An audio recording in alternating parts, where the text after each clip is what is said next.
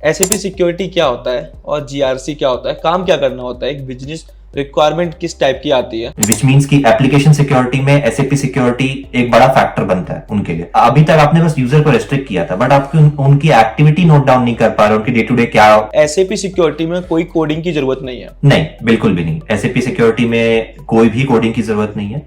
ये प्रॉपरली इसमें 3 ही चीजें आती हैं: सपोर्ट, इम्प्लीमेंटेशन और रोल आउट। तो हमने ट्रांजेक्शन कोड डाला, उसके थ्रू रोल निकाला, तो वो रोल सबका सारी कंपनी के लिए सेम होता है या हर कंपनी के लिए अलग अलग रोल बनते हैं? एक रिपोर्ट बना के रखिए कि ये एक प्रोसीजर है, आपको ऐसी चलनी चाहिए। उनकी स्टैंडर्ड बनी हुई है। इमरजेंसी एक्सेस देना, like fire fighter ID, OSS ID, ये एक काइंड ऑफ टेम्पररी एक्सेस होती है जहाँ पे आपके पीछे एक ऑडिट या ट्रेस लगा के रखते हैं। तो ये कंपलसरी है क्या? अगर मुझे एसएपी सिक्योरिटी में जाना है तो जीआरसी कंपलसरी है कि जीआरसी भी आना चाहिए? बेसिकली आपने बस फ्रंट एंड दे के और आप निकल गए और आपने बोला कि समवन विल कम एंड मेरा काम कोई और कर लेगा, तो ये पूरा जैसे हम शायद कोडिंग की दुनिया में बोलते हैं फुल स्टैक डेवलपर। अगर किसी को एसएपी सिक्योरिटी में अपना करियर बनाना है, सिक्योरिटी एंड जीआरसी में, कैसे स्टार्ट करे? YouTube is the best way to gain knowledge, but then at the end of the day certification is a must, क्योंकि कंपनी को कॉन्फिडेंस आता है कि yes this person has done something। जो उसमें जाना चाहते हैं एसएपी सिक्योरिटी में, आपको लगता है कि एसएपी सिक्योरिटी रहेगा, कोई दूसरा टूल आ जाएगा उसको रिप्लेस कर देगा? वेल, हाई पॉसिबिलिटी है दूसरी टूल आ सकती है, क्योंकि मार्केट में काफी क्रंच है रोल को लेके। मुझे ना अंकुश आपके हॉनेस्ट रिव्यू चाहिए। जो लोग एसएपी सिक्योरिटी में अपना फ्यूचर देख रहे हैं या जॉब सर्च कर रहे हैं, मार्केट में सच में इसके लिए जॉब है या नहीं है? अगर कोई एसएपी सिक्योरिटी में रह के, मैं बोलूंगी 5 साल बाद उसकी सैलरी कितनी हो जाएगी इंडिया में? तो फाइनली हम एक और पॉडकास्ट लेके आ गए एसएपी सिक्योरिटी के ऊपर। एसएपी सिक्योरिटी प्लस जीआरसी, इनका फ्यूचर क्या है, मार्केट डिमांड क्या है, जॉब निकलती है या नहीं निकलती, फ्यूचर में पैसा कितना मिलने वाला है। अगर हम 10 ईयर की बात करते हैं तो 10 ईयर के बाद एसएपी सिक्योरिटी रहेगा या फिर कोई अदर टूल आ जाएगा जो एसएपी सिक्योरिटी को रिप्लेस कर सकता है। तो आज के पॉडकास्ट में हमने बात किया अंकुश से। उन्होंने इन्फोसिस से अपनी जर्नी स्टार्ट की एसएपी सिक्योरिटी में, उसके बाद उन्होंने एक्सेंचर में काम किया एंड देन मास्टर किया है यूके से। तो अंकुश की हमने जर्नी के बारे में बात किया है कि उन्होंने अपना एसएपी करियर कैसे स्टार्ट किया, एसएपी सिक्योरिटी में उन्होंने कैसे काम किया, क्या काम करना होता है, अगर हमारी ऑडियंस को एसएपी सिक्योरिटी में जाना है तो फ्यूचर पाथ क्या होने वाला है, लर्निंग कहां से करनी है, ऐसे बहुत सारे इनसाइट्स के बारे में हमने अंकुश से बात किया है। तो चलो पॉडकास्ट में और भी डिस्कस करते हैं, बट उससे पहले गाइस अगर आपको वीडियो अच्छी लगती है तो वीडियो को लाइक कर देना,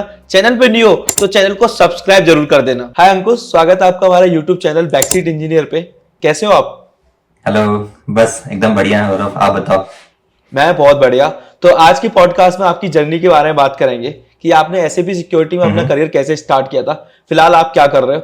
Right. तो ज्यादा टाइम नहीं लेंगे, ओवर टू यू अंकुश। अपनी जर्नी के बारे में बताइए, अपने एकेडमिक बैकग्राउंड से स्टार्ट करिए कि आपका एकेडमिक बैकग्राउंड क्या रहा था एंड देन उसके बाद कहाँ पे आपने फर्स्ट जॉब स्टार्ट की थी, फिर एसएपी में कैसे स्टार्ट किया था अपना करियर। ओके, तो बेसिकली मैंने 2014 से 2018 तक मैं I did my mechanical engineering. तो मैकेनिकल इंजीनियरिंग में हमेशा से एक इंटरेस्ट रहा towards manufacturing and supply chain, हमारी एक मॉड्यूल थी उसमें से। एंड लकीली जब वहां से मेरी प्लेसमेंट हुई तो मेरी फर्स्ट कंपनी थी इन्फोसिस। तो it was placement from engineering, final year में प्लेसमेंट हुई। एंड लकीली जितनी भी बातें सुनी थी इन्फोसिस के बारे में वो सही थी कि उनकी ट्रेनिंग अच्छी है, तो उसी हिसाब से आई थॉट ऑफ ज्वाइनिंग। तो मैंने with in like 2 or 3 months of my passing out, वहाँ यूनिवर्सिटी से पास आउट होने के बाद मैंने ज्वाइन किया। वहां पे उन्होंने मुझे इनिशियली ट्रेन किया विद पाइथन, डीबीएमएस, जो उनकी बेसिक होती है ट्रेनिंग। और बेसिक ट्रेनिंग के बाद फिर उन्होंने मुझे एसएपी में ट्रेन किया, जहाँ पे उनकी कोडिंग लैंग्वेज एसएपी एबैप पे ट्रेन किया था। फिर एक फंक्शनल स्ट्रीम में भी ट्रेन किया था, दैट वाज एसएपी एमएम। और ये होने के बाद जब बैक अराउंड इन 2019 में जनवरी में आई ज्वाइन पुणे, मेरी जर्नी एसएपी सिक्योरिटी की वहां से स्टार्ट हुई एक्चुअली, जहां पे उन्होंने मुझे ट्रेन किया था around for like 3 or 4 weeks। और उसके बाद फिर मुझे प्रोजेक्ट में डाला गया and when I work for my first project, तो उसके अंदर पे मुझे और भी चीजें सीखने मिली from my seniors and everything. तो बेसिक यूजर एडमिनिस्ट्रेशन और एसएपी सिक्योरिटी की जो बेसिक चीजें होती है, जैसे यूजर एडमिनिस्ट्रेशन हो गई, कंप्लायंस होती है, गवर्नेंस होती है, ऑलमोस्ट जितनी एडमिनिस्ट्रेटिव एक्टिविटीज होती हैं वो उन्होंने सिखाई थी, अलॉन्ग साइड थोड़ा बहुत कस्टमर सपोर्ट। तो we were in a team of 1.5, जहां पे ऐसा था कंसेप्ट कि हम कस्टमर को भी सपोर्ट करेंगे और हमें थोड़ी बहुत टेक्निकल एक्सपर्टीज भी है। तो 1-1.5 साल वहीं पे निकल गए। एंड उसके बाद आई थॉट ऑफ गोइंग फॉर थोड़ा स्पेशलाइजेशन। उस चीज में कि थोड़ा और सीखनी थी, क्योंकि कुछ मॉड्यूल्स के बारे में एसएपी सिक्योरिटी में रह के आई गेस सारे कंसल्टेंट्स बहुत क्यूरियस रहते हैं, और उसमें से पहला मॉड्यूल था एसएपी जीआरसी, काफी ट्रेंडी है, एसएपी सिक्योरिटी से काफी अलाइन करती है। और उसके साथ साथ S4 है ना, जो अभी काफी लेटेस्ट चल भी रही है, द क्लाउड प्लेटफॉर्म। तो इन दोनों को सीखने के उम्मीद में मैंने अपना पहला कंपनी स्विच किया अराउंड 2.9 इयर्स के बाद इन्फोसिस से, और मैं ज्वाइन किया एक्सेंचर। वो भी दोनों ही कंपनीज पुणे में ही थी, तो मेरे लिए काफी कन्वीनियंट था। और वो कोविड के टाइम अराउंड मैंने ज्वाइन किया था एक्सेंचर में। थोड़ा सा स्पेशलिस्ट रोल मिला मुझे वहां पे, एंड वहां पे मोस्टली मैं रोल मॉडिफिकेशंस में ज्यादा इन्वॉल्व हो गया, आर्किटेक्चरल में थोड़ा इन्वॉल्व हो गया। तो मुझे कहीं ना कहीं मैनेजमेंट में जो आर्किटेक्चर होते हैं, बेसिकली ऐसा होता है एसएपी सिक्योरिटी में कि ऑनबोर्डिंग से ऑफबोर्डिंग जितनी प्रोसीजर होती है वो पूरी की पूरी एक एसएपी सिक्योरिटी कंसल्टेंट को अगर बैकग्राउंड में आइडिया है कि बिजनेस कैसे फंक्शन करता है तो वो बेटर रहेगा। बट समवेयर हम लोग सर्विस बेस्ड कंपनीज में काम कर रहे थे, तो बैक साइड बैकग्राउंड पता चलता नहीं है कंपनीज का, तो उसके लिए शायद प्रोडक्ट बेस्ड कंपनी में काम करना बहुत इंपॉर्टेंट था, प्लस नॉलेज होना जरूरी था बिजनेस का। So that's where I thought कि मैं अपना मास्टर्स करता हूँ, and I thought of coming to UK. और मैंने मास्टर्स की operations project and supply chain management में, जिसमें मेरी स्पेशलाइजेशन ईआरपी और प्रोजेक्ट मैनेजमेंट भी थी, जो एक one of the side modules है कि अगर मुझे आगे इस एसएपी सिक्योरिटी में कंटिन्यू करनी है जर्नी, तो मुझे लगा कि ये पढ़ना काफी जरूरी है। एंड थॉटफुली वो काफी हेल्प हुआ मुझे, and finally I landed a job here in UK. Manchester में था मैं पहले, जहां पे मैं पढ़ाई कर रहा था। फाइनली मेरे को ग्लासगो में जॉब मिली, and that is in Scottish Power, that is as a SAP senior business analyst. तो फिलहाल बस वहीं पे ज्वाइनिंग है, एंड अभी भी मैं कुछ कोर मॉड्यूल सीख रहा हूँ। पहले ऑडिट वगैरह में पार्टिसिपेट करता था, now it is the time for me in SAP security to take audits for different vendors and companies. तो that's how my journey is till now. And जब आपने इन्फोसिस में काम किया था, वो वाला काम और अभी वाला जो आप प्रोजेक्ट में काम करने जाओगे, उसमें आपको क्या डिफरेंसेस लगते हैं कि वहां से यार और यहाँ तक की जर्नी का बहुत ज्यादा डिफरेंसेस है? वहां पे हम कुछ अलग ही काम करते थे और यहाँ पे कुछ अलग ही काम करते हैं। राइट, हाँ, नहीं, डिफरेंस तो काफी ज्यादा है। मुझे लगता है कि जैसे मैंने बोला सर्विस बेस्ड और प्रोडक्ट बेस्ड, समवेयर हम लोग बहुत क्लाइंट की तरफ ओरिएंटेड होते हैं, तो what ever the client says हम उनके हिसाब से चलते रहते हैं, उनकी रिक्वायरमेंट जो भी रहती है वो चलती है। बेसिकली ये होता है कि सर्विस बेस्ड कंपनीज वो हो जाती है जहां पे कंपनी खुद इन चीजों पे इन्वेस्ट नहीं करना चाहता, और वो आईटी कंपनीज को हायर करता है और एक टेंडर्स निकालता है कि आप मेरा प्रोजेक्ट संभालोगे एसएपी सिक्योरिटी में। तो उसमें लर्निंग स्केल थोड़ी कम हो जाती है, बिकॉज एक्चुअली आप कोई प्रोडक्ट पे काम होते हुए नहीं देख रहे हो, आप एक कंपनी के लिए काम कर रहे हो। फॉर एग्जांपल एक ऑटोमोबाइल कंपनी के लिए अगर आप काम कर रहे हो, या मेडिकल सेक्टर कंपनी है, या एनर्जी सेक्टर कंपनी है, तो एक्चुअली क्लाइंट से इंटरेक्शन जरूर होती है, बट बिजनेस अंडरस्टैंडिंग कुछ नहीं होता है। तो बेसिकली आप अच्छा काम कर रहे हो, बढ़िया काम कर रहे हो, बट यहाँ पे आने के बाद जब मैं देखता हूँ कि जब उस प्रोडक्ट से आपका एक्चुअली वाकिफ होता है कि आप जानते हो कि क्या आप और किस बेसिस पे कर रहे हो, और यहाँ पे कोर स्ट्रेंथ बहुत नहीं होती। मतलब जो बहुत बड़ा डिफरेंस देखा कि एसएपी सिक्योरिटी की बड़ी बड़ी टीम होती है। मैंने इन्फोसिस एक्सेंचर में लगभग 10 की टीम, और कभी एक्सेंचर में मैंने अराउंड 20 की टीम के साथ में काम किया है। यहाँ आने के बाद टीम कुछ नहीं है, ऑनेस्टली बहुत छोटी है। You are having a stand alone job, और आप वेंडर्स के साथ काम कर रहे हो, रादर देन उनके ऊपर एक काइंड ऑफ निगरानी रख रहे हो, एक मैनेजमेंट आप कर रहे हो, जो आप पहले एक कोर मॉड्यूल में आप फिजिकली काम कर रहे थे मैनुअल बेसिस पे। और कुछ कुछ पॉइंट्स को जब हम बोलते थे कि ये इंप्रूवमेंट हो सकता है, वो इतनी कंसिडरेशन में नहीं आती थी, बिकॉज इतने सारे लोग हैं, इतने सारे पॉइंट्स हैं, तो कहाँ से कोई बिजनेस इतना कंसिडर कर पाएगा। बट यहाँ पे क्या है, everything is taken into consideration, और एक्सपीरियंस शायद यहाँ पे काफी प्ले में आता है। तो वो बहुत बड़ा डिफरेंस है मेरे हिसाब से। ओके, आपको क्या लगता है जब आप इन्फोसिस में काम कर रहे थे एंड फिलहाल जो आप काम करने जा रहे हो, अगर आप सेम इन्फोसिस में काम कर रहे होते तो इस पोजीशन में पहुंचते पहुंचते आपको कितना टाइम लग जाता? मैं तो बोलूंगा कि यहाँ से एटलीस्ट 5-6 साल और टोटल मुझे 4 साल लगे हैं। इन्फोसिस में 2-2.5 साल में तो मैं सिस्टम्स इंजीनियर था, एंड देन प्रमोट हुआ था सीनियर सिस्टम्स इंजीनियर में। मैक्सिमम टेक्नोलॉजी एनालिस्ट एक पोजीशन है, वहां तक मैं जाता, और मैं शायद एक और उम्मीद कर रहा होता एक प्रमोशन की, बट उससे सुपरफिशियली मैंने ऑलमोस्ट 2 पोजीशंस और जंप मार लिए, और मैं यहाँ डायरेक्ट आ गया हूँ, जिससे मुझे काफी इनलाइन मिल गई है कि अगर जैसे मेरा थॉट प्रोसेस है दैट मुझे एक एसएपी सॉल्यूशंस आर्किटेक्ट बनना है, उसके लिए ज्यादा लैडर्स मुझे बचे नहीं है, मतलब आई फील लाइक मैं काफी मिड सीनियर लेवल पे इजिली आ गया हूँ, जो मुझे काफी समय लगता अगर मैं इन्फोसिस में अगर होता, जैसे जो आपने पूछा वैसे। ओके मतलब मैं समझ सकता हूँ यार 6 या 7 साल का गैप आपका आराम से बच गया, मतलब 6 या 7 ईयर आपके बच गए, हाँ, राइट? Correct correct. ओके ये जरूर मैं बोल सकता हूँ, 6-7 साल तो बच गए। ओके। एसएपी सिक्योरिटी क्या होता है और जीआरसी क्या होता है, काम क्या करना होता है, एक बिजनेस रिक्वायरमेंट किस टाइप की आती है, उसके बारे में थोड़ा बताइए। राइट, तो बेसिकली सिक्योरिटी जो है वो दो पर्सपेक्टिव्स में आते हैं। पहला होता है साइबर सिक्योरिटी, जो काफी नामी है, और दूसरा होता है कोई भी एप्लीकेशन सिक्योरिटी। तो साइबर सिक्योरिटी एक्सटर्नल थ्रेट से आपको बचाता है। उनकी टीम होती है, हर कंपनी हायर करती है कि कुछ भी थ्रेट्स आ रहे हैं तो उससे बचाना। डेटा प्रोटेक्शन बहुत बड़ी चीज हो गई आजकल।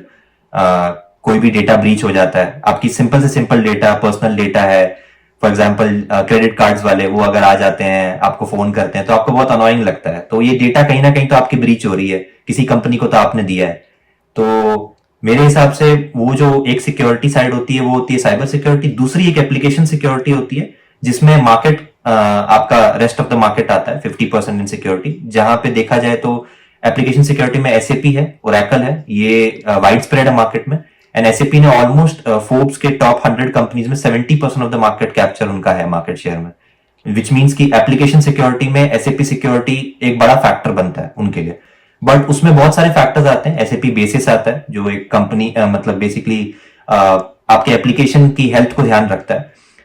हम जो एसएपी सिक्योरिटी में काम करते हैं वो यूजर एडमिनिस्ट्रेशन पे है, कि इंटरनल लोग कुछ ऐसा फ्लॉ ना करें कि इशू ना आए। क्योंकि eight the end of the day आप एक ईआरपी सॉफ्टवेयर पे जब आप काम करते हो तो उसका रिजल्टेंट आता है फाइनेंशियली। चाहे आप इन्वेंट्री होल्ड कर रहे हो, वो भी फाइनेंस है, असेट है आपका eight the end of the day. अगर आप किसी फाइनेंशियल डॉक्यूमेंट्स को मेंटेन करते हो, शायद आप पेरोल मेंटेन करते हो, या मे बी आप वेंडर्स को पे करते हो थ्रू डिफरेंट मॉड्यूल्स, तो उनकी एक्सेस होती है। तो वो एक्सेस अगर मैं हर सबको मतलब हर लोगों को दे दूंगा तो वो उसका मिस यूज भी कर सकते हैं।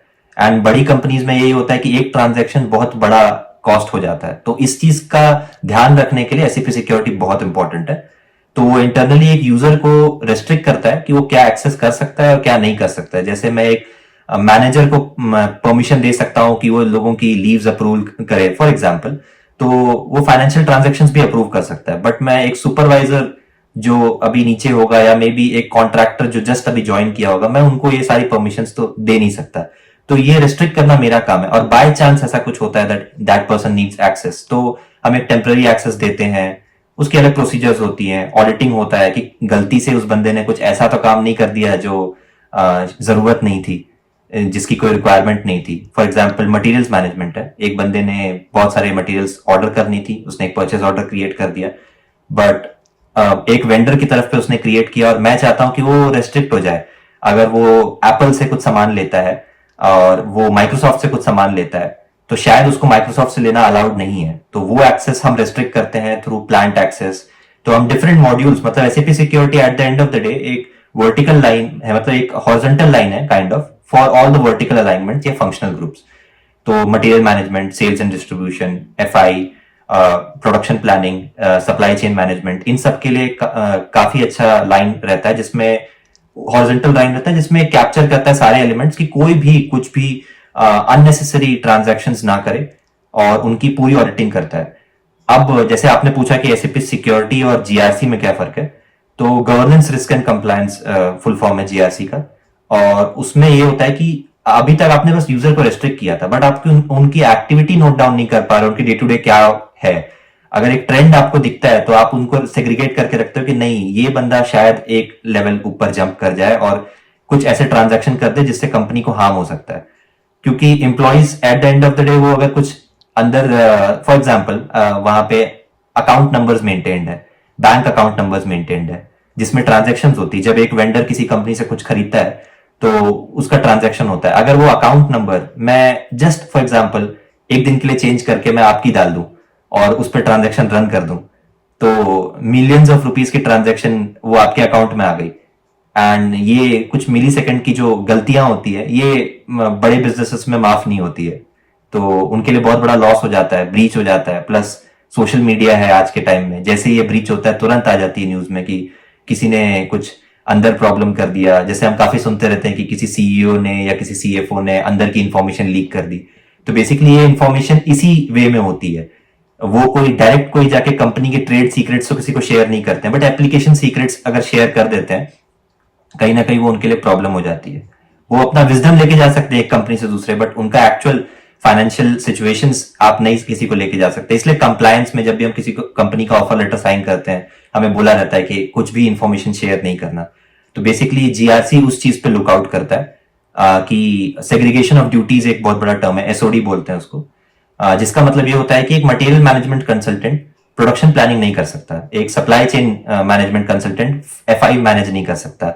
अगर मटेरियल मैनेजमेंट है उसका काम है मटेरियल को हैंडल करना, तो वो फाइनेंशियल ट्रांजेक्शंस क्यों देख रहा है? वो उसकी कॉस्टिंग देख सकता है, बट वो ये नहीं देख सकता कि किसके पास किस बैंक अकाउंट में जा रहे हैं। उसे उस चीज से कोई लेना देना नहीं है। उसका काम है उस चीज को परचेज करना, अप्रूवल्स भेजना। अगर परचेज ऑर्डर अप्रूव होती है, प्री रिक्विजिशन अप्रूव होती है, तो आगे वो जाएगी। और फाइनेंस कंसल्टेंट का काम है वो आगे देखेगा कि कितने मेरे जा रहे हैं पैसे कंपनी के, या मुझे ट्रांजेक्शन करना चाहिए कि नहीं चाहिए, डिसीजन मेकिंग क्या इन्वॉल्व है, वो एफआई कंसल्टेंट का काम है। इनवॉइस मेकिंग जो है वो उनका काम है। बट ये चीज को सेग्रीगेट करने के लिए जीआरसी यहाँ पे काफी ज्यादा मतलब यूजफुल रहती है टूल। तो जीआरसी का यूज कैसे करते हैं, मतलब एक्चुअल यूज क्या है इसका? तो जीआरसी एक ऐसी एप्लीकेशन है जहां पे आपने यूजर्स को जब आपने ऑनबोर्ड कर दिया तो उनकी एक्टिविटीज पीछे नोट डाउन होती है, डे टू डे एक्टिविटीज कि वो क्या कर रहे हैं। फॉर एग्जांपल उसने आज एक परचेज ऑर्डर क्रिएट की, तो हमने नोट डाउन किया कि वो एक पर्सन है, एक एम्प्लॉय है कंपनी में, और वो 3 परचेज ऑर्डर्स रिक्वेस्ट रोज रेज करता है। तो जब वो रेज करता है तो हम ऑडिटिंग में पता करते हैं उसने क्यों रेज की। क्या पता उसके मैनेजर ने बोला होगा, मटेरियल्स की रिक्वायरमेंट होगी इसलिए उसने परचेज ऑर्डर रिक्वेस्ट रेज की, सप्लायर से उसकी बात हुई होगी। एंड हर चीज के पीछे एक ट्रेस होता है, हर चीज के पीछे एक रीजन होता है। एंड बाय चांस अगर वो रीजन नहीं है तो वो ट्रांजैक्शन क्यों ही करेगा। और ये चीज को जानने के लिए आप जब जीआरसी में रन करते हो तो उनकी सारी ड्यूटीज रन होती है कि उनकी क्या ड्यूटीज थी और उन्होंने क्या रन किया, और कोई ऐसी ड्यूटी है क्या जो कंफ्लिक्ट कर रही है। फॉर एग्जाम्पल परचेज ऑर्डर उसने क्रिएट किया और साथ ही साथ उस परचेज ऑर्डर क्रिएट करने के बाद उसने एक फाइनेंशियल ट्रांजैक्शन रन किया और उसने ये देखने की कोशिश की कि बैंक अकाउंट में पैसे आए या नहीं आए, या फॉर एग्जाम्पल उसने ये चेक करने की कोशिश की कि कुछ financial transactions of the customers पता चल रहे हैं कि नहीं चल रहे हैं, जो उसकी ड्यूटी नहीं है। तो ये हमें वहां पे एक अलर्ट आती है। डिफरेंट टाइप्स ऑफ अलर्ट्स होते हैं जीआरसी में। क्रिटिकल एक्सेस, तो हम जब एक्सेस दे रहे होते हैं तो हमें पता होता है कि हम क्या क्रिटिकल दे रहे हैं क्या नहीं दे रहे हैं। तो जब भी कोई एक्सेस डॉज करता है तो हमें वो एक्टिविटी, जब हम उसकी रिपोर्ट रन करते हैं तो हमें बैक साइड में पता चलता है कि कितने लेवल की रिस्क थी उसके इन्वॉल्व। तो बेसिकली एक रिस्क मैनेजमेंट टूल है ये जीआरसी। तो फर्स्टली ये रिस्क मैनेजमेंट के लिए काम आता है, थोड़ी बहुत ऑटोमेशन के लिए भी काम आती है कि जब फॉर एग्जांपल एक एम्प्लॉय ऑनबोर्ड होता है तो उसको डे 1 से सारी एक्सेस होनी चाहिए। अगर वो एक मैनेजर है तो उसको मैनेजरियल एक्सेस होनी चाहिए, अगर वो डायरेक्टर लेवल पे है तो उसके पास बहुत सारी अलग डिफरेंट टाइप्स ऑफ एक्सेस होनी चाहिए, डिफरेंट फंक्शनल ग्रुप्स के एक्सेस होने चाहिए। तो ये सब चीज का ध्यान रखने के लिए जिस दिन वो होगा ये डिसाइडेड रहती है बाय कंपनी और बाय कंप्लायंस उनकी पॉलिसीज के हिसाब से कि क्या क्या एक्सेस उनको मिलनी चाहिए, इनके अप्रूवर्स कौन होंगे। तो ये सब का ध्यान रखते हुए जीआरसी में डेटा अपलोड होती है। तो जब भी कोई एक्सेस रेस करता है, जब कोई पर्सन ऑनबोर्ड होता है, जैसे एचआर उन्हें ऑनबोर्ड करता है, उनकी डेटा एचआर सिस्टम्स में आती है, वो डेटा एसएपी सिस्टम लेता है अपने इसमें, और जब उसको रन करता है तो डे 1 पे आते ही उसको सारी की सारी एक्सेस मिल जाती है, बिजनेस एज यूजुअल वो कर सकता है। तो ये चीज का ध्यान रखने के लिए जीआरसी पहले आपको एक्सेस देता भी है eight the end of the day, साथ साथ में आपके पीछे एक निगरानी मतलब एक प्रोटेक्शन मेंटेन करके रखता है कि आप कभी भी कुछ अननेसेसरी ट्रांजैक्शंस रन ना करो जिसकी कोई जरूरत नहीं है बिजनेस को, या आप कहीं भी लुक इन या कम से कम ऐसे कुछ चीजों को व्यू भी ना करो जिससे आपको प्रॉब्लम क्रिएट हो सके या कंपनी को प्रॉब्लम क्रिएट हो सके। तो जीआरसी उस चीज में eight the end of the day help करता है। ओके, तो मैं एक चीज से इस चीज से कंक्लूजन निकाल सकता हूँ कि एसएपी का जीआरसी से इंटीग्रेशन होता होगा जिसके थ्रू हम जीआरसी के जिस जीआरसी के थ्रू हम एसएपी में एक्सेस प्रोवाइड कराते होंगे, राइट? Correct, exactly. एंड आपके एक कंक्लूजन और निकलता है आपकी बातों से कि एसएपी सिक्योरिटी में कोई कोडिंग की जरूरत नहीं है। नहीं, बिल्कुल भी नहीं। एसएपी सिक्योरिटी में कोई भी कोडिंग की जरूरत नहीं है। ये प्रॉपरली इसमें 3 ही चीजें आती हैं, सपोर्ट, इम्प्लीमेंटेशन और roll out.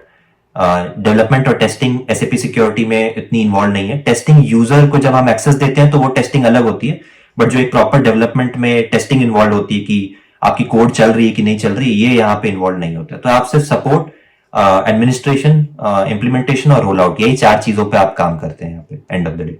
Okay, and GRC में मतलब जीआरसी को डिजाइन कैसे करते हैं कि प्री बिल्ड फंक्शनलिटी है, हाँ। हम जीआरसी जब परचेज करेंगे तो वो सारी चीजें मिलती हैं, एंड उसके Correct. बाद हम मैन्युअली डिजाइन करते हैं कि ये ट्रांजेक्शन हमें इसके लिए प्रोवाइड कराना है, इसके लिए ये इस ट्रांजेक्शन के लिए इस अप्रूवर की जरूरत है, तो वो कैसे डिजाइन करते हैं? Right. या फिर उसके लिए कोई कोड होता है? ओके, नहीं तो उसके लिए डेवलपर्स होते हैं इन्वॉल्व, और वो जीआरसी को डेवलप करने के लिए एसएपी एबैप डेवलपर्स थे पहले, आजकल S4 HANA डेवलपर्स आ गए। तो एबैप और S4 HANA तो काफी, मैं व्यूअर्स अगर आपके हैं तो मैं उनको बताना चाहूंगा कि उनके डिफरेंस ये था कि एबैप एक पुरानी कोडिंग टेक्नोलॉजी थी जो चले आ रही थी, और उसमें डेटाबेस एक्चुअली मेंटेन होता था लाइक सुपर कंप्यूटर्स में, बट फाइनली S4 HANA आ गई है तो वो क्लाउड बेस्ड है।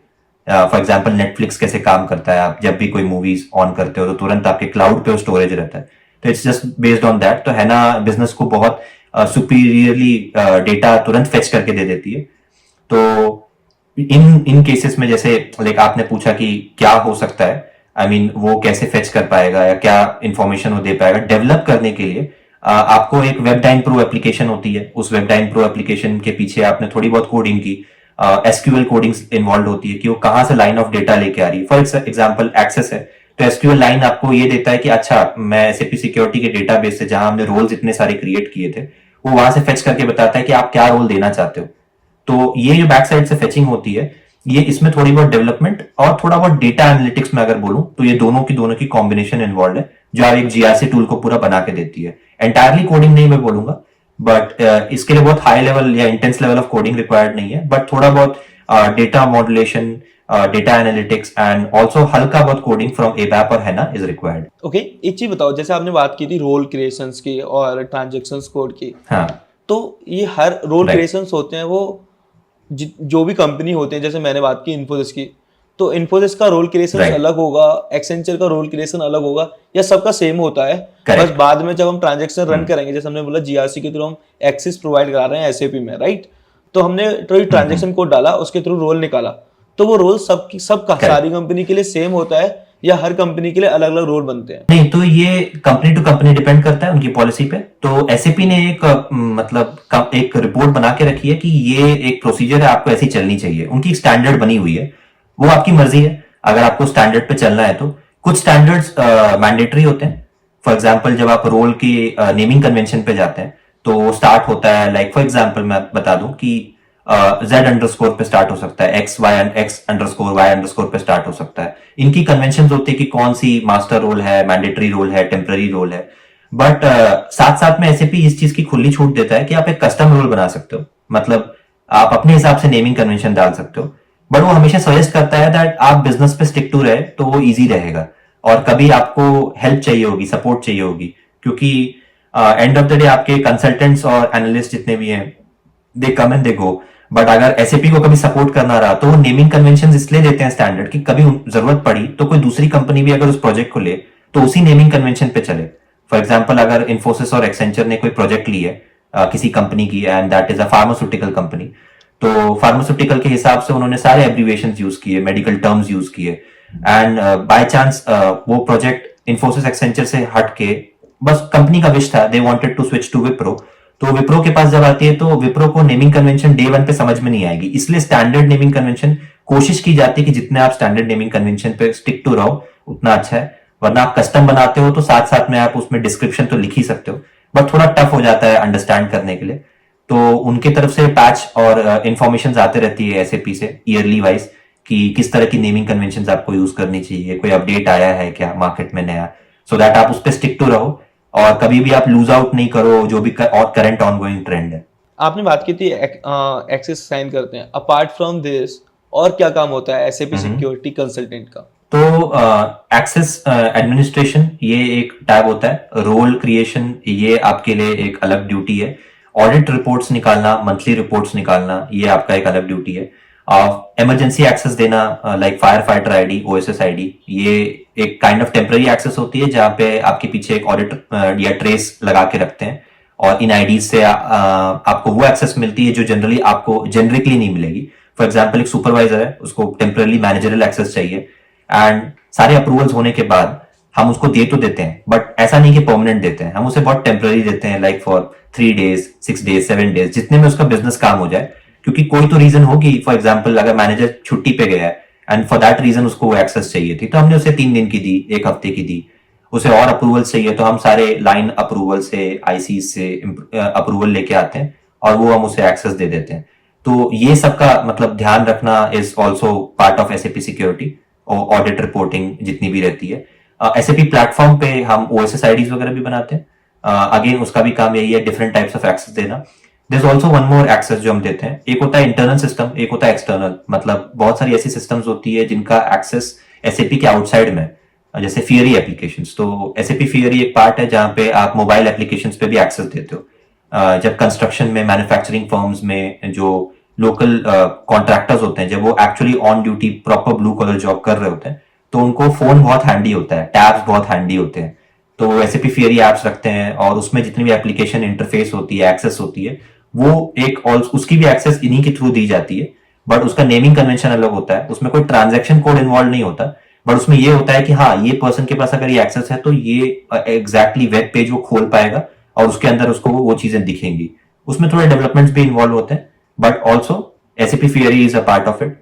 तो ये मतलब आपका हो गया ऑलमोस्ट 5 एंटिटीज, जहां तक एक मैं बोलूंगा 0 to 3 year एक्सपीरियंस को नीड रहती है, जितना वो उसका काम रहता है। थोड़े ऊपर जाने के बाद आप ऑडिटिंग रिपोर्टिंग में जाते हो, जहां पे कंपनी कंप्लायंस मेजर्स पे आप चेक करते हो, सारी एक्सेस सही से दी गई कि नहीं, मंथली रिपोर्टिंग चेक करते हो और वो आप अपने सीनियर्स और पीयर्स को फॉरवर्ड करते हो। मोस्टली ये क्लाइंट्स को जाता है, जहां पे आप ये बताते हो कि आप सारे कंप्लायंस फॉलो कर रहे हो as per SAP guidelines and as per company policies, की जितनी भी चीजें सारे मेंटेन्ड है।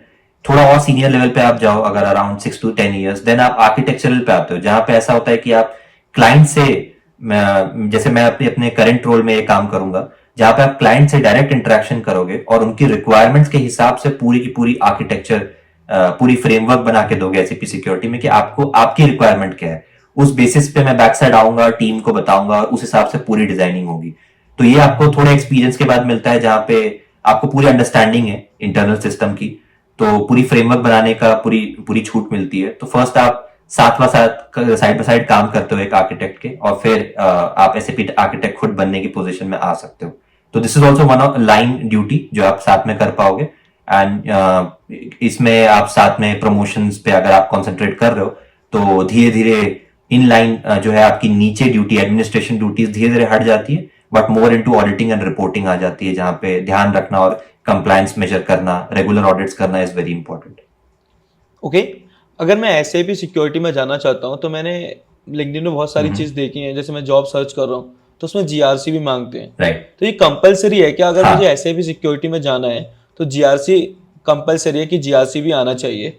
अगर जीआरसी नहीं आता तो एसएपी सिक्योरिटी में कंपनी चेंज करना थोड़ा टफ हो जाएगा। हाँ, आई मीन ये एक रिक्वायरमेंट है जो अभी बहुत लेटेस्ट अराउंड 5 years में देखी गई है, कि ये साइड बाय साइड आती है, साथ में ही आती है, कि अगर आपको एसएपी सिक्योरिटी आती है तो जीआरसी कंसेप्ट्स भी आने चाहिए, because SAP security is just part of it. Actually all together सब बेसिस से ही आए थे, बट धीरे धीरे अपने अपने पार्ट्स में जब ये डिवाइड हुए तो लोगों को ये पता चला कि सिक्योरिटी में आप सिर्फ एक यूजर एडमिनिस्ट्रेशन करते हो, जैसे एक पासवर्ड रिसेट करते हो, लॉग इन करते हो, एक्टिवेशन डीएक्टिवेशन करते हो, रोल्स मैनेज करते हो, रोल एडमिनिस्ट्रेशन करते हो। पर जीआरसी से क्या होता है कि आप एक complete SAP security and GRC consultant बनने की लाइन में आ जाते हो, जहां पे आपको ये भी पता है कि यूजर एक्टिविटीज अगर कभी कुछ कर रहा है तो आपने एक्सेस तो दे दी, पर वो पीछे क्या कर रहा है वो अगर आपको नई नॉलेज है, तो बेसिकली आपने बस फ्रंट एंड दे के और आप निकल गए और आपने बोला कि समवन विल कम एंड मेरा काम कोई और कर लेगा। तो ये पूरा, जैसे हम शायद कोडिंग की दुनिया में बोलते हैं फुल स्टैक डेवलपर, जो फ्रंट एंड बैक एंड दोनों देख लेता है, तो सिक्योरिटी और जीआरसी उसी वे से काम करती है कि फ्रंट एंड बैक एंड दोनों देख पा रहा है। तो ये दोनों साथ में इसलिए डिमांड में आ रही है बिकॉज थोड़ा क्रंच है मार्केट में। वो सिर्फ और सिर्फ सिक्योरिटी नहीं चाहते, जब वो एक जॉब ओपनिंग खोलते हैं तो हमेशा लुकआउट पे रहते हैं कि दोनों के दोनों अगर एप्लीकेशंस आ रही होगी तो उस पर्टिकुलर एम्प्लॉय के पास एक बेटर कमांड होगा इस टोटल टेक्निकल एक्सपर्टीज पे। ओके, अगर किसी को एसएपी सिक्योरिटी में अपना करियर बनाना है सिक्योरिटी एंड जीआरसी में, कैसे स्टार्ट करे, कहाँ से कोर्स करना चाहिए? यूट्यूब पे वीडियोस हैं या फिर कोई पेड कोर्स होते हैं, वहां से कोई पेड कोर्स ले, स्टार्ट कर दे करियर? ऑनेस्टली इस क्वेश्चन का आंसर ऐसे भी बहुत फाइंड आउट करने का कोशिश मैंने भी किया था कि स्टार्ट कैसे हो सकती है। मेरे लिए तो जैसे कंपनी ने आपको ट्रेन किया एंड आई फील कि कंपनीज ही ट्रेन करती है। ऑनेस्टली स्पीकिंग थोड़ी एक्सपेंसिव सॉफ्टवेयर है एज कम्पेयर टू अदर्स। तो आप खुद से एनरोल करोगे तो अराउंड, जहां तक मुझे आइडिया, अराउंड 2 to 3 lakhs में एक कोर्स होती है जहां पे बहुत वेग आइडिया देते हैं ना, एप्लीकेशन आपके पास इतने इन हैंड रहती है कि आप बहुत डेमो पे प्रैक्टिस कर पाओगे। यूट्यूब वीडियोस भी आधी अधूरी होती है जहां पे कंप्लीट गाइडेंस नहीं मिलता। आप सीख सकते हो, काफी नॉलेज मिल सकता है आपको एसएपी सिक्योरिटी को लेके, but then end to end पूरा का पूरा सीखना अभी भी पॉसिबल नहीं है। और इसीलिए समवेयर या तो दो प्रोबेबिलिटीज है, या तो आप सीधे एसएपी कंपनी में जाके एनरोल करें जहां पे आप लाइसेंस सर्टिफिकेशन निकालें, एसोसिएट लेवल पे स्टार्ट होता है, आप वो निकाल सकते हैं, या तो आप डायरेक्टली किसी कंपनीज में जाइए जो ये चीज सिखा रही है। Then there are third party जो सिखाती है सॉफ्टवेयर, वो अपने डेमो मॉड्यूल्स लेके रखती है और they cost you with some amount of money and then वो आपको पूरी प्रॉपर ट्रेनिंग करवाती है। बट अगेन वही है कि ये ऐसी चीज है कि बहुत नीश ट्रेनिंग हो जाती है। जब आप एक एसएपी सिक्योरिटी की ट्रेनिंग लेते हो तो फिर पॉसिबिलिटी ये भी होती है कि जॉब उससे रिलेटेड ही सर्च करना है। तो ऐसे सॉफ्टवेयर्स के लिए कोई डायरेक्ट इंक्लाइन नहीं होता instead of going for Python या डीबीएमएस या Java, because at the end of the day कोई भी कंपनी, किसी भी कंपनी में कोडिंग की रिक्वायरमेंट होगी, आप हायर हो जाओगे। बट एसएपी सिक्योरिटी काफी नीश हो जाता है। कंपनी, बहुत सारी companies SAP as a tool ही यूज नहीं करती, तो एसएपी सिक्योरिटी की उनको जरूरत पड़ेगी ही नहीं, तो थोड़ा टफ हो जाता है। बट यही 3 वेज है जिससे आप सीख सकते हो। YouTube is the best way to gain knowledge, but then at the end of the day certification is a must, क्योंकि कंपनी को कॉन्फिडेंस आता है कि yes this person has done something. Okay, आपको क्या लगता है 10 ईयर बाद एसएपी सिक्योरिटी का फ्यूचर क्या होने वाला है? मतलब जो उसमें जाना चाहते हैं एसएपी सिक्योरिटी में, आपको लगता है कि एसएपी सिक्योरिटी रहेगा, कोई दूसरा टूल आ जाएगा उसको रिप्लेस कर देगा? वेल, हाई पॉसिबिलिटी है दूसरी टूल आ सकती है, क्योंकि मार्केट में काफी क्रंच है रोल को लेके। एसएपी सिक्योरिटी रोल्स जो मैंने भी अपने एक्सपीरियंस में देखा है, धीरे धीरे क्रंच होते जा रही है और काफी एडवांस भी होते जा रही है साइड बाय साइड। मतलब एसएपी सिक्योरिटी थी एक टाइम पे जीआरसी की कॉम्बिनेशन, जैसे आपने डिस्कस किया कि जीआरसी के साथ कंबाइन हो गई, फिर आइडेंटिटी मैनेजमेंट के साथ कंबाइन हो रही है, जिससे ऑनबोर्डिंग ऑफबोर्डिंग और स्मूथ हो जाती है। तो now there looking for people जो तीनों जानते हो। फिर साथ में बिकॉज पुरानी सिस्टम सट गई है तो वो क्लाउड भी चाहते हैं, S4 हैना भी साथ में चाहते हैं कि कोई कंसल्टेंट हो जिसको S4 हैना भी आता हो नए टेक्नोलॉजी पे, बिकॉज पुरानी जो लेगेसी सिस्टम थी ईसीसी वो अब एक्सटेंड होने वाली है 2027 में। ऐसा एसएपी ने बोला है उनके अपने ऑफिशियल वेबसाइट पे। ओके, एंड ये सब चीजों को ध्यान रखते हुए ये अब जैसे लेटेस्ट न्यूज ये आ रही है कि इसको कहीं ना कहीं कंबाइन करना चाहते हैं with I mean the business with artificial intelligence and machine learning, where in they learn from the activities of humans. And वो ये जो एक्सेस वाली चीज होती है जो हम आज मैनुअली दे रहे हैं किसी को एक्सेस, कि हाँ ये एक यूजर है, इसके अंदर इसके यूजर रोल में जाके हमने उसको एक्सेस दे दी, कहीं ना कहीं वो आर्टिफिशियल इंटेलिजेंस अपने आप कवर कर लेगा, जो एक्चुअली देखा जाए तो जीआरसी ऑलरेडी कर रहा है। तो आर्टिफिशियल इंटेलिजेंस आने के बाद तो this will go up and up. तो रोल्स हमेशा रहेंगी, फ्यूचर रहेगा इसका, बट काफी ज्यादा स्पेशलाइजेशन की जरूरत रहेगी। मतलब companies will go for 1 or 2 person in SAP security rather than having 5 or 10 people in a team। Her project का वैसा ही हाल रहेगा, बट जो भी रोल खुलेगी वो काफी सुपरफिशियल होगी उस पॉइंट ऑफ टाइम पे। एंड अभी तक तो लग नहीं रहा कि कोई ऐसी सॉफ्टवेयर आ सकती है। एसएपी 70% मार्केट शेयर्स पे है इन टॉप 100 कंपनीज।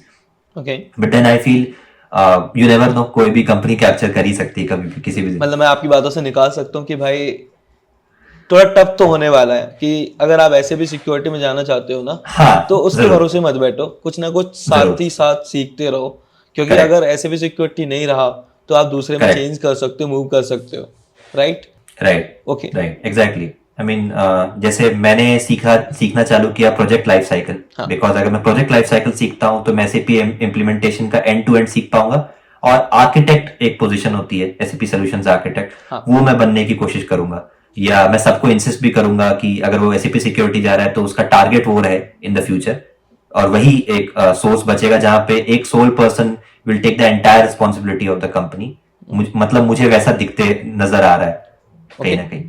मुझे ना अंकुश आपके हॉनेस्ट रिव्यू चाहिए।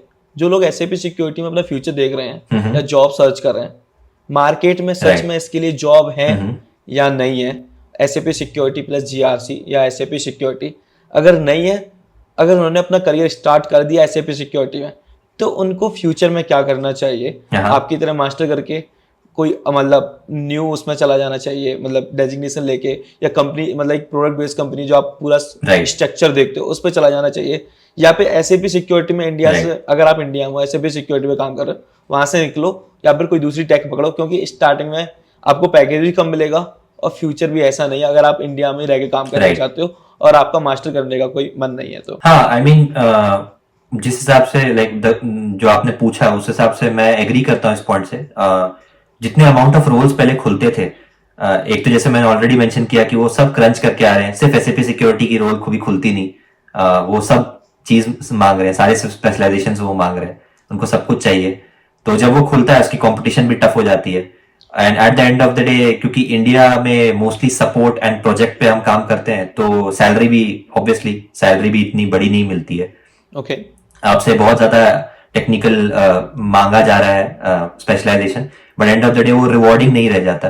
फिर जैसे मैंने किया एक प्रोडक्ट बेस्ड कंपनी में के लिए मैंने स्विच करने की कोशिश की।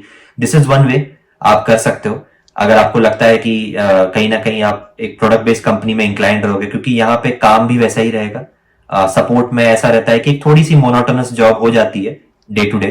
अगर आप फ्री मतलब फील फ्री कर रहे हो कि वैसे ही चलनी चाहिए जॉब, तो SAP सिक्योरिटी कहीं ना कहीं एंड ऑफ द डे आ ही जाएगा पीछे आपको कि नहीं स्पेशलाइजेशन करो, कुछ और रीस्किल करो अपने आप को। कंपनीज खुद बोलने लगेगी, ऑलरेडी हमें ही बोल रही थी जब 1-2 साल पहले जब I was an Accenture and Infosys की रीस्किलिंग और डालो, कुछ और सर्टिफिकेशंस लो। SAP बार बार अपने आप को खुद ही ट्रेन करते रहता है, उनके हर साल कुछ ना कुछ नए अपडेट्स आते हैं। तो अगर आप मार्केट ट्रेंड्स के हिसाब से नहीं चलोगे तो फिर company and of the day आपको रख नहीं पाएगी लंबे दिन तक। और जब वो हायर भी करेगी तो वो हमेशा वही ढूंढते रहेगी। तो प्रोडक्ट बेस्ड में आप जा सकते हो, बट उसके लिए फिर बहुत सारे मॉड्यूल्स पे आपका कवरेज होना चाहिए, प्रोजेक्ट लाइफ साइकिल पे आपको नॉलेज होनी चाहिए, जो आप घर में बैठे भी ट्रेनिंग ले सकते हो।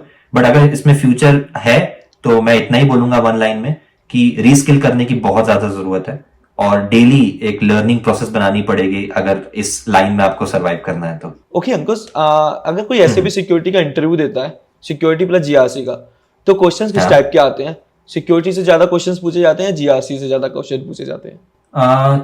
अभी तक जो मेरा एक्सपीरियंस रहा है इंटरव्यूज को लेके, सिक्योरिटी से बहुत ज्यादा क्वेश्चंस आते हैं, उनका काफी ज्यादा कंसंट्रेशन रहता है। जैसे 2 T कोड्स हैं, SU01 यूजर एडमिनिस्ट्रेशन के लिए, उसमें सारे टैब्स पे अच्छा कमांड होना चाहिए आपका, क्योंकि एंड ऑफ द डे जब हाई अमाउंट ऑफ रिक्वेस्ट आती है तो आप छोटी मोटी गलतियां कर सकते हो और ये गलतियां उसमें काइंड ऑफ एक्सेप्टेबल नहीं है। जैसे आप एक्सेस देते हो और आपने 3 वर्किंग डेज को गलत काउंट किया है समवेयर, तो ये कुछ छोटी मोटी चीजें होती है जहाँ पे वो किसी को एक्सेस ज्यादा मिल जाती है और ये आप मिस्टेक्स कर नहीं सकते एक बिजनेस में। तो इस चीज के लिए आपको बहुत हाई लेवल ऑफ प्रिसिशन चाहिए होता है। तो इसलिए वो हमेशा कोशिश करते हैं कि किसी भी इंटरव्यूअर को जो रहता है इंटेंशन कि वो किसी भी कैंडिडेट को काफी प्रेशर डाल के पूछे SU01 के बारे में। दूसरा होता है कि अगर उसने थोड़ी बहुत एक्सपीरियंस ले ली है, अगर उसके पास 2 years प्लस एक्सपीरियंस है, तो वो कोशिश करते हैं कि थोड़ा सा वो उसे रोल एडमिनिस्ट्रेशन पे लेके जाए। ट्रांसपोर्ट कैसे होता है डेवलपमेंट फेज से सीधे लास्ट प्रोडक्शन फेज तक, उसके बीच में क्या सारी ट्रांजिशंस रहती है, वो कैसे होती है, उन सब के बारे में पूछता है कि कैसे एक रोल ट्रांसपोर्टेशन या मैनेजमेंट होता है। तो उस चीज को लेके क्वेश्चन अब बहुत आती है अगर आप 3 years अराउंड एक्सपीरियंस पे हो तो। And then around 4-5 years experience पे then they go to emergency access management. आपने रिपोर्ट्स कितनी बनाई है, उसके बाद आपने कितनी इंप्लीमेंटेशन और रोल आउट प्रोजेक्ट्स में आप काम कर चुके हो। जो हाई चांसेस है इंडिया में बहुत लोग सपोर्ट प्रोजेक्ट्स पे काम करते हैं, तो रोल आउट प्रोजेक्ट्स और इंप्लीमेंटेशन प्रोजेक्ट्स बहुत कम मिलती है। बट अगर आपको मिल रही है तो I would insist people to get into it rather than वो टू रन अवे, क्योंकि हाई प्रेशर रहता है वो। बट अगर आप एक बार जाओ और उस पर काम करो तो वो एक्सपीरियंस हमेशा प्ले रहता है। और ऑब्वियसली जितना आप सॉफ्टवेयर और SAP के लेटेस्ट मॉड्यूल्स के पास रहोगे, प्रोजेक्ट्स और इम्प्लीमेंटेशन साइकिल्स के पास रहोगे, उतना नॉलेज सीख करोगे और उतना कॉन्फिडेंस SAP सिक्योरिटी में गेन कर पाओगे।